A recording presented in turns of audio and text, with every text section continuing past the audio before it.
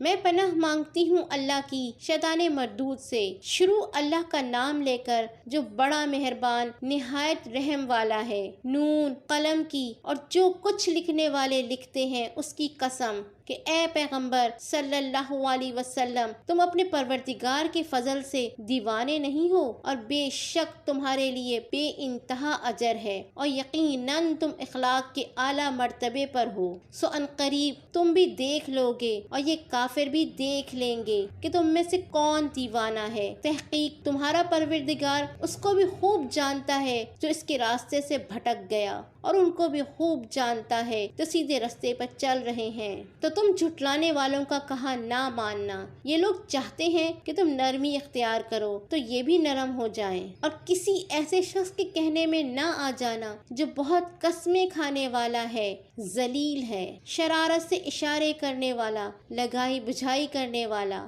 مال دینے میں بڑا بخیل، حد سے بڑھا ہوا بدکار، سخت خو، اور اس کے علاوہ بدذات ہے، اس سبب سے کہ مال اور بیٹے رکھتا ہے۔ جب اس کو ہماری آیتیں پڑھ پڑھ کر سنائی جاتی ہیں تو کہتا ہے یہ اگلے لوگوں کے افسانے ہیں، ہم ان قریب اس کی اونچی ناک پر داغ لگائیں گے۔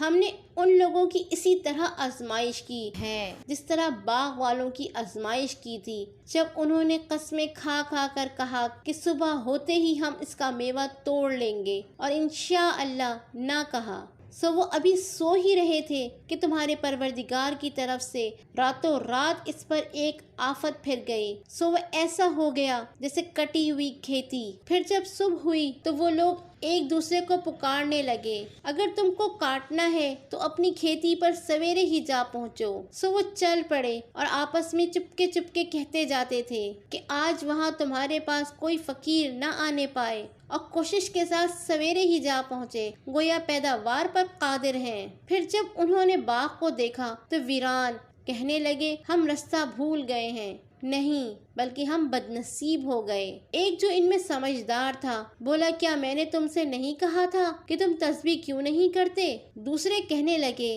کہ ہمارا پروردگار پاک ہے، بے شک ہم ہی قصوروار تھے۔ پھر لگے ایک دوسرے کی طرف رخ کر کے ملامت کرنے، کہنے لگے ہائے شامت، ہم ہی حد سے بڑھ گئے تھے، امید ہے کہ ہمارا پروردگار اس کے بدلے میں ہمیں اس سے بہتر باغ عنایت کرے، ہم اپنے پروردگار کی طرف رجوع کرتے ہیں۔ دیکھو عذاب یوں ہوتا ہے، اور آخرت کا عذاب سب سے بڑھ کر ہوگا، کاش یہ لوگ جانتے ہوتے۔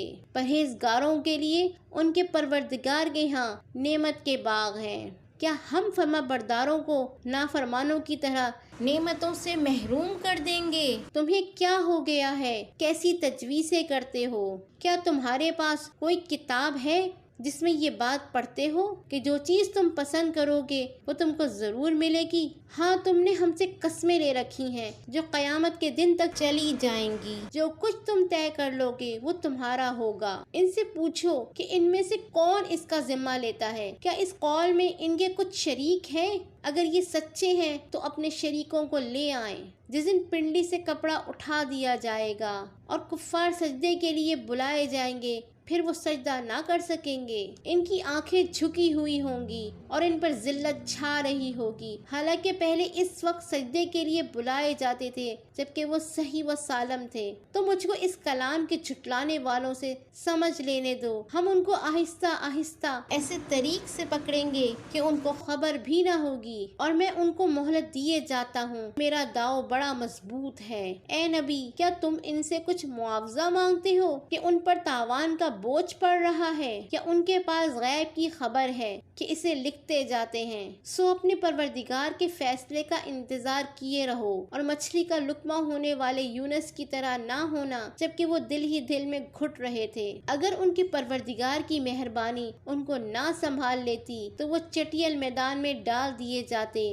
مذموم حالت میں۔ پھر ان کے پروردگار نے ان کو برگزیدہ کر کے نیکوکاروں میں شامل کر لیا، اور کافر جب یہ نصیحت کی کتاب سنتے ہیں تو یوں لگتے ہیں کہ تم کو اپنی نگاہوں سے پھسلا دیں گے، اور کہتے ہیں کہ یہ تو دیوانہ ہے۔ اور لوگوں، یہ قرآن تمام جہانوں کے لیے نصیحت ہے۔